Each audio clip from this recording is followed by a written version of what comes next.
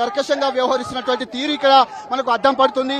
ఉదయం నుంచి కాంగ్రెస్ పార్టీ గూండాలు కావచ్చు, కాంగ్రెస్ పార్టీ కార్యకర్తలు ఎవరిని కూడా కట్టడి చేయలేదు. కానీ పార్టీ అభ్యర్థి కావచ్చు, పార్టీ నేతలంతా కూడా కనిపిస్తున్నారు. పట్టించుకోవట్లేదు.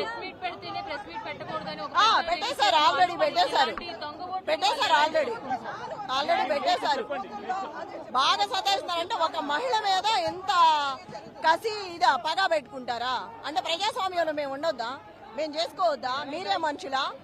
మేడం ఇప్పటి వరకు కూడా మీరు బయటకు వచ్చి ఎంత గట్టిగా మాట్లాడింది లేదు.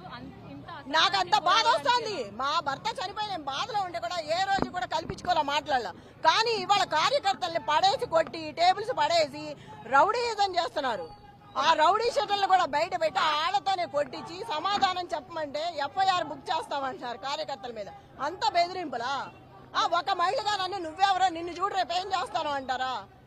అట్లా మాట్లాడతారా? అంటే ఒక క్యాండిడేట్ ని సవేరా దగ్గర బయట రోడ్డు మీద 150 మంది కూర్చున్నారు. నవీన్ యాదవ్ మనుషులు, వాళ్ళలో నల్లగా ఎత్తుగా ఉన్నాడు ఒక అబ్బాయి. రేపు చెప్తాను ఈ సంగతి అన్నాడు. ఏం చేస్తాడు? ఏం చెప్తాడు? ముందు నుంచి అనుమానం వ్యక్తం చేస్తా ఉన్నారు. 4 గంటల నుంచి 6 గంటల వరకు రిగ్గింగ్ జరుగుతుందని కూడా అనుమానం వ్యక్తం చేస్తారు. ఎలా ఆల్రెడీ స్టార్ట్ అయింది. చచ్చిపోయిన వాళ్ళ ఓట్లు పైన ఫేక్ అంటించి ఫోటో మీద ఫోటో అంటించి వేరే వాళ్ళని తీసుకొచ్చి ఏపిచ్చేస్తున్నారు. ఆల్రెడీ నా ఇంట్లోదే ఉంది. మా ముసలావిడ చచ్చిపోయిన ఓటు ఆల్రెడీ వేసేసారు. చనిపోయిన మనిషి ఓటు ఎట్లా వేస్తారు? ఆ ఫోటోలు అంటించి ఆ ఫోటోలు కూడా ఆ యూత్ ఫోటోలు తీసేసి వేరే అంటించి దాని మీద అదిగో కనపడుతుంది అంటించి కూడా తీసుకొచ్చి వాళ్ళతో వేపించి పంపించారు. ఒక పెద్ద ఆవిడ వచ్చి నా ఓటు వేస్తా అంటే కరెంటు బిల్లు తెస్తారా? ఓటు వేసినప్పుడు ఎవరైనా ఫస్ట్ టైం ఏంటనే ఈ చరిత్రలో ఈ స్టేట్ లో బై ఎలక్షన్స్ లో ఫస్ట్ టైం వింటున్నాను. ఎంత అరాజకం ఫస్ట్ టైం చూస్తున్నా నేను. ఒక మహిళగా నన్ను ఇంత ఇబ్బంది పెట్టి ఏం చేసేది? అధిష్టానం అధికారం ఉందని ఎమ్మెల్యేలు, మినిస్టర్లు, విప్పులు ఒకళ్ళు కాదు మొత్తం తిరుగుతున్నారు. అంత కసి ఏంటి? అంత పగేంటి? అంటే ఓడిపోతారని భయంతోనా? ఒక ఓట్లు లేవని ముందు నుంచి ఎలక్షన్ కమిషన్ చెప్పింది. కానీ ఇప్పుడు ఓటర్ ఐడి కార్డులు అవన్నీ కూడా బయటపడ్డాయి. తప్పు జరిగింది, దొంగ ఓట్లు ఉన్నాయి. ఆ రోజే బయట పెట్టాము, వెళ్ళి ఇచ్చొచ్చాము కూడా కంప్లైంట్. ఇవాళ కూడా ఇచ్చాము వెళ్ళి.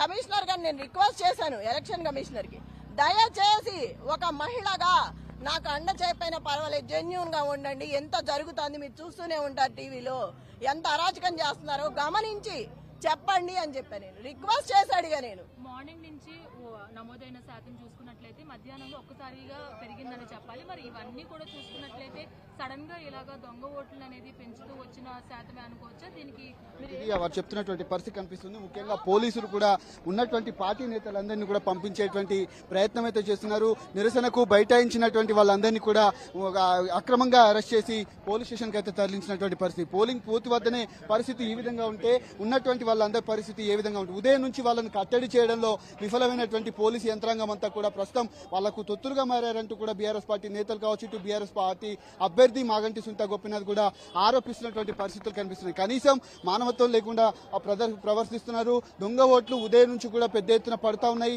సాయంత్రం నుంచి కూడా దొంగ ఓట్లు పడతాయని కూడా చెప్పినప్పటికీ కూడా కనీసం ఆ ఓట్లను కట్టడి చేయడంలో ఎలక్షన్ కమిషన్ విఫలమైంది. ఆ ఓట్లన్నీ కూడా పెద్ద ఎత్తున బయటపడ్డాయి. కాబట్టి ప్రస్తుతం ఆ ఓట్ల శాతానికి సంబంధించి మధ్యాహ్నం నుంచి పెద్ద మొత్తంలో ఓట్లు పడుతున్నాయని కూడా ఆరోపించారు. 4 గంటల నుంచి 6 గంటల మధ్యలో ఎక్కువ హడావిడి ఉండదు. ఖచ్చితంగా వాళ్ళను పక్కనే ఉన్నటువంటి ఫంక్షన్ హాల్ నుంచి కావచ్చు, హోటల్స్ నుంచి తీసుకొని వచ్చేటి ఎల్బీ నగర్ కావచ్చు, అంతేకాకుండా ఉన్నటువంటి ఖైరతాబాద్ నుంచి పెద్ద ఎత్తున ఓటర్లను తరలించారని కూడా చెప్తున్నారు. ఎందుకంటే ఎన్నికల కోడ్ మొదలైనప్పటి నుంచి కూడా దొంగ ఓట్లు ఒకే అపార్ట్మెంట్ లో కనీసం 33 నుంచి 40 ఓట్లు ఉన్నాయని కూడా ఆరోపించారు. ఆ ఓట్ల శాతానికి సంబంధించి ఇప్పుడు కూడా అదే పరిస్థితి కొనసాగుతుంది. ఇక్కడ పోలింగ్ బూత్ వద్ద కృష్ణానగర్ లో ఉన్నటువంటి పోలింగ్ బూత్ వద్ద రోడ్డు పైనే బైఠాయించారు మాగంటి సునీత గోపీనాథ్. ప్రస్తుతం పోలీసులు కూడా రంగప్రవేశం చేయడంతో ఉన్నటువంటి వాళ్ళందరినీ కూడా పంపించేటువంటి ప్రయత్నం చేస్తా ఉన్నారు.